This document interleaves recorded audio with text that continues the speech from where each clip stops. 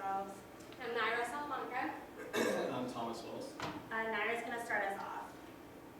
All right, so just a little breakdown of our agenda for today. We're going to introduce the problem and the client to you guys, go through the process, the data, and the constraints. Then we'll show you a little bit about our model and analysis, and then lastly our results and recommendations, followed by any questions you guys might have. So our client was UPS, and they are a service parts logistics operation, and they're located in Coppell, Texas. Our manager that we're working with is Kevin Egan, who's the operations manager there, along with the Erickson manager as well. This warehouse was 135,000 square feet, again located in Coppell, and it's a third-party logistics for Erickson. So they support 3 of Erickson's primary customers. Our problem was that we needed to optimize the number of employees and then the shift times within each function and shift. We wanted to minimize the congestion in the warehouse because that optimizes for efficiency and then also for safety precautions. And we wanted to stay within the constraints of the facility, the carrier, any employee, and any productivity numbers we had going on. And then we were trying to eliminate the 10% rollover, which right now they're using it as kind of a buffer time. But since the 10% rollover to the next day, was allowed and was allotted for, the employees just kind of took that into their model, and they were, reaching that 10% rollover every day instead of using it for emergencies. The process that they gave us, when we went into the tour of their warehouse and gave us a brochure that kind of showed the process and the breakdown of how their warehouse operates.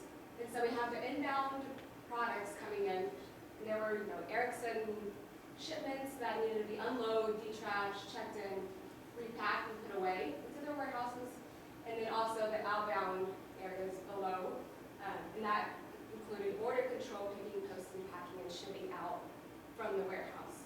And then at the end, of course, they had some quality assurance that took care of any discrepancies in inventory controls. And then we took that brochure that they gave us and kind of minimized it to just go from this process flow.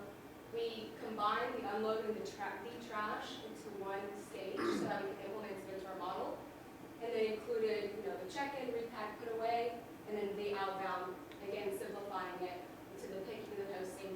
And then the packing area, once they got to packing, it kind of branched off from their model.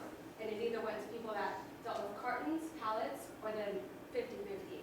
So it branched off into 3 different areas there. And then again, in the shipping, we had to account for the domestic and the international branches that branched off of that. So I'm going to talk to you a little bit about the data that they provided us with. So initially we were given their Q3 and Q4 data for last year, which was a breakdown of the volumes received by each function. So that's what this Excel file up here is, if you care to look at that.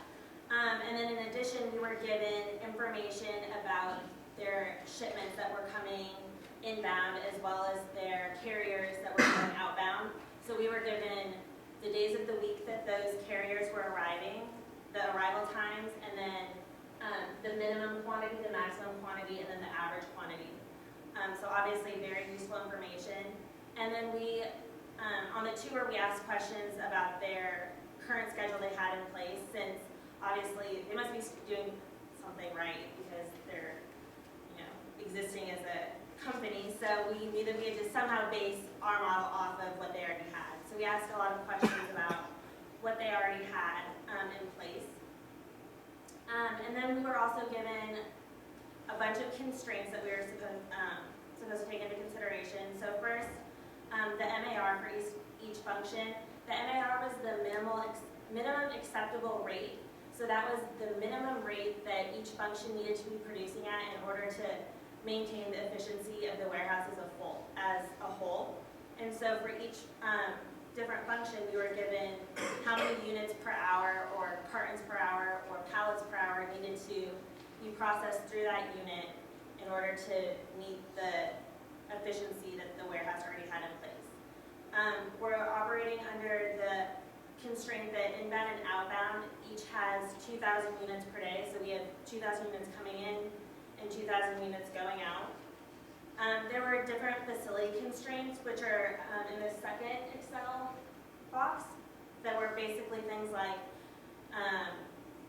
The check-in station has 14 computers, or this area has a certain number of workstations and tables. So just different things around the facility that can put constraints on our model. And then basic things like the hours of operation. We didn't want to have a lot of overtime. All products needed to be put away by midnight, and so that also had to do with the 10% rollover. We didn't want anything sitting on the floor at the end of the night. Everything needed to be inbounded by less than 24 hours, and then we were also operating under the constraint of 73 employees working on the warehouse floor. Next, we were making some assumptions about the data provided. So to make it a little bit easier on ourselves, we said that every employee is working an 8-hour workday, and we didn't include any breaks or lunches in that. So just a straight 8-hour shift. And after talking to our client, they said that it's okay to operate in an optimal world. Obviously, no one's going to work 8 hours straight without taking a break to go to the bathroom or eat or whatever. So while not realistic, that's how we kind of approached our problem. And then the carrier arrival times that were listed on one of the previous slides, we operated under the constraint that every time a carrier arrived, it was arriving at the earliest possible time it could. So if they told us that it might arrive between 7:30 and 8, we were saying it's going to arrive every day at 7:30 exactly on time. And that just helped make it a little bit easier for when we were telling people to arrive. And then we also said that each carrier is going to bring in the average volume.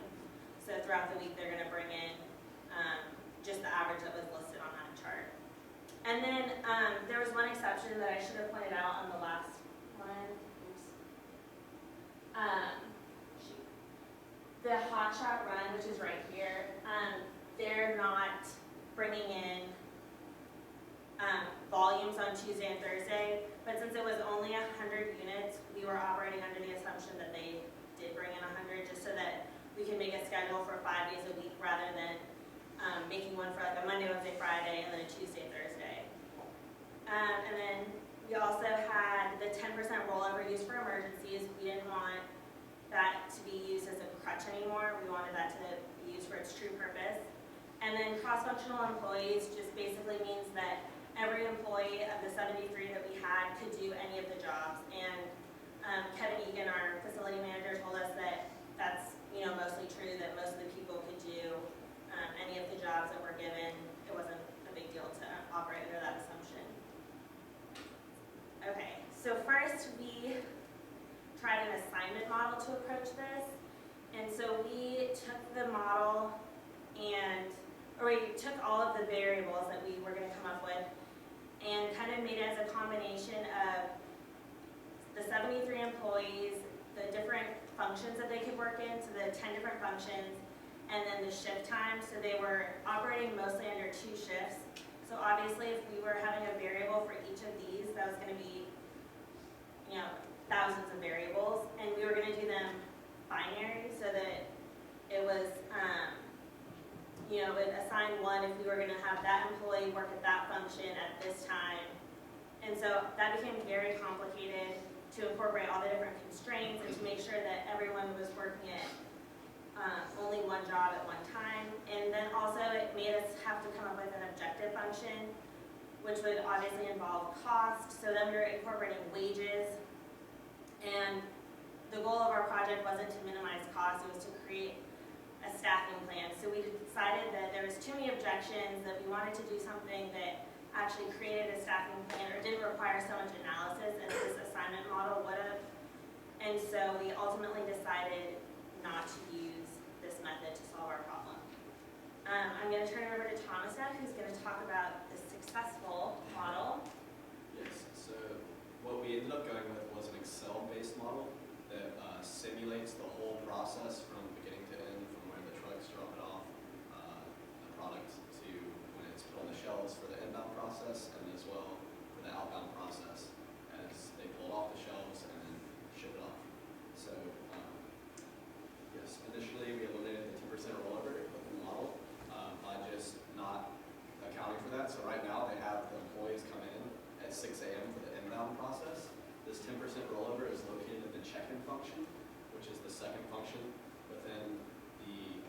inbound process.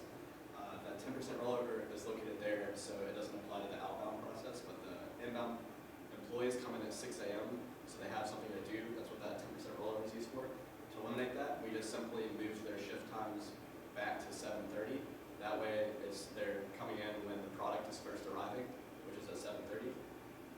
In addition, we use the current schedule they provided us and the MARs for each function, and we use that as a guide in conjunction with the inbound and outbound data to kind of construct our schedule from there. And you can kind of visualize the flow throughout the simulation. It's very detailed. We can pull it down. I made it very dynamic where the client can edit the time intervals they would like to look at the simulation. So you can see it every 30 minutes. You can see it every minute, every second, however you want to do it. Obviously, if you go to every second, it's going to be a very long, detailed Excel model, as it's an 18-hour process. But this is able to manipulate all the data, and that way we can see where to put the different employees. Next slide, please. So this is a little bit of a preview of our model. It's actually got a lot of columns that kind of filter into these, but these are the main columns that we could kind of display on the presentation screen here. But basically, the cumulative employees on the far left. So I guess the far left has the current time. So this right here is in a 30-minute time interval, so that you can kind of see a lot of action in a little bit of time here. The cumulative employees has all the different employees that are working at that time. So as you can see here, 3 employees come on at 7:30, and then 9 more come on at 8 to make it a total of 12 employees. And then we use the rate, which will be the rate using the MAR, which is as Hilary talked about. We use that multiplied times the cumulative employees to be able to figure out how fast the station is depleting the resources that are coming into that specific function.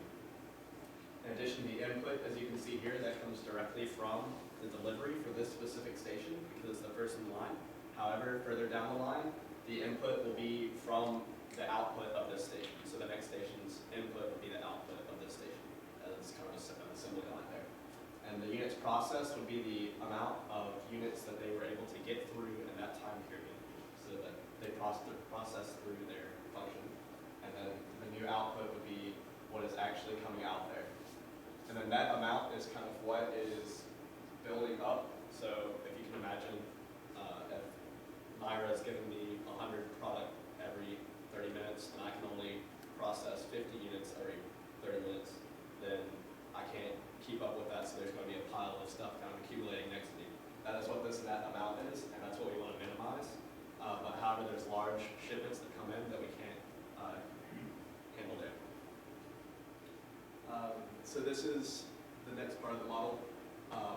This is the summary tab, and we also have a constraints tab as well that goes alongside with this, and this allows us to view it, each individual section as a very high level, so we can look at it and kind of very high level make our analysis here for determining where to put the shifts.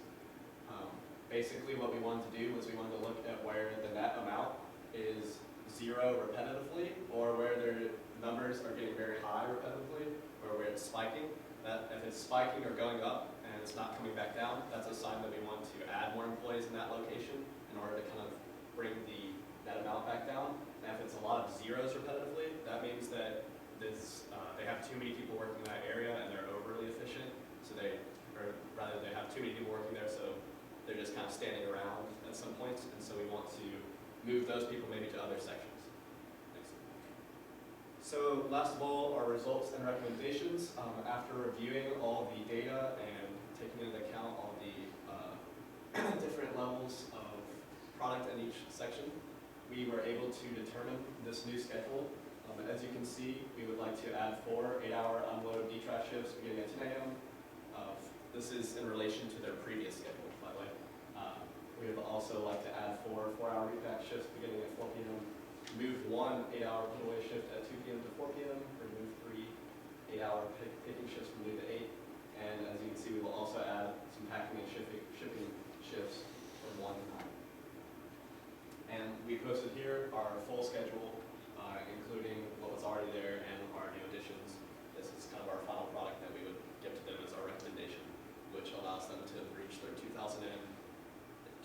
units in and 2,000 units out while still remaining within all the constraints. That's the end of our presentation. If y'all have any questions, we'll take them right now. Good timing, by the way. Thank you. So, just one question on that, on the final thing there, are you proposing adding staff to this? They currently model, or were you constrained by the number of employees? Yes, so currently their current schedule has 61 shifts or employees going at once, and they have 73 employees who can work at once. So some of the shifts that we added were half shifts. So the second line there where it's a 4-hour shift, they have some employees who also go to school. And so this would be a nice way for them to allow those people to kind of come in and get some hours those days that they would normally just have school. They've talked to us a little bit about that. In addition,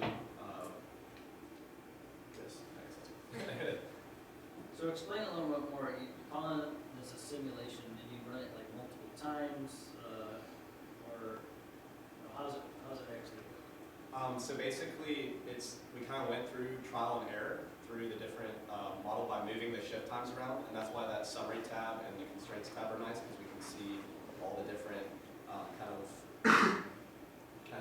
thresholds on different things to see where it's like spiking at certain points, and so it's nice because it simulates the whole process from beginning to end through and tracks where the product is. So basically, if you ask me, if I had set the time interval to minute by minute, you could ask me how much product is being sitting on the side for the picking function to do at 8:02, and I could tell you exactly how much product is there at that time. I guess my question is like this delivery time, or delivery, Yes. does that mean, is that the demand? Is that how much work they have to do? That's just, that column right there is the truck coming and dropping off.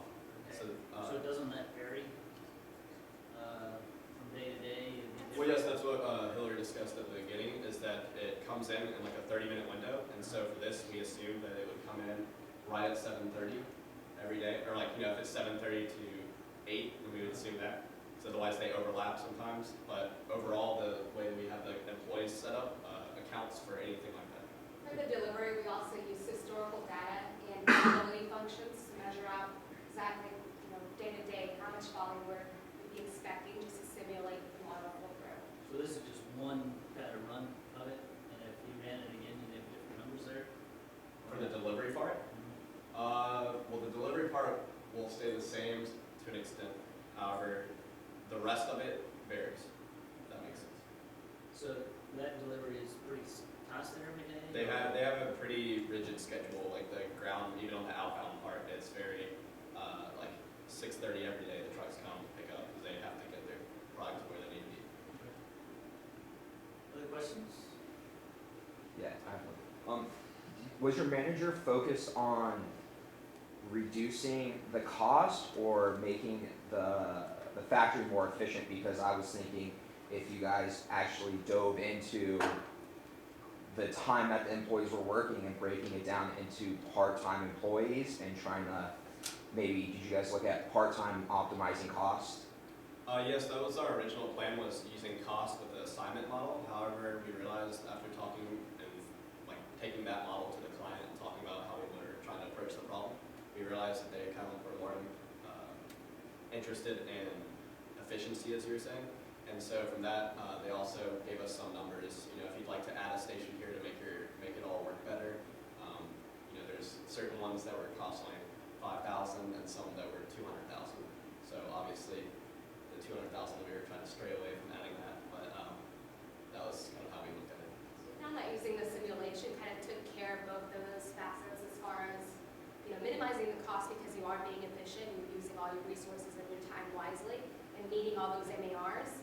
And then also, whenever we were trying to optimize for the number of employees to minimize cost, it wasn't taking into account all the efficiency, all the money you could be, making or possibly losing by not being efficient at all times. And also to address your question about full-time versus part-time, they mainly operate on all full-time people, and we asked them about that. The only part-time kind of plays into it would be those students that kind of go to school and then like to come work a little bit after.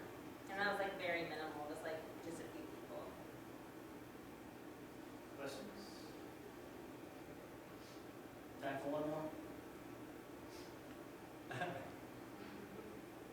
was the most difficult part of the project? The simulation, The putting all the Excel stuff in there. Yeah. It's lots and lots of like if functions and it's really, the formulas are kind of goofy like that, Yeah. lots, so. It's all dynamic, so all the formulas try to make it as dynamic as possible and user-friendly for the client, so we can hand it to them and they can essentially do Make this sure you themselves. upload it so I can take a look at it too. All right, sounds good. All right, thank you.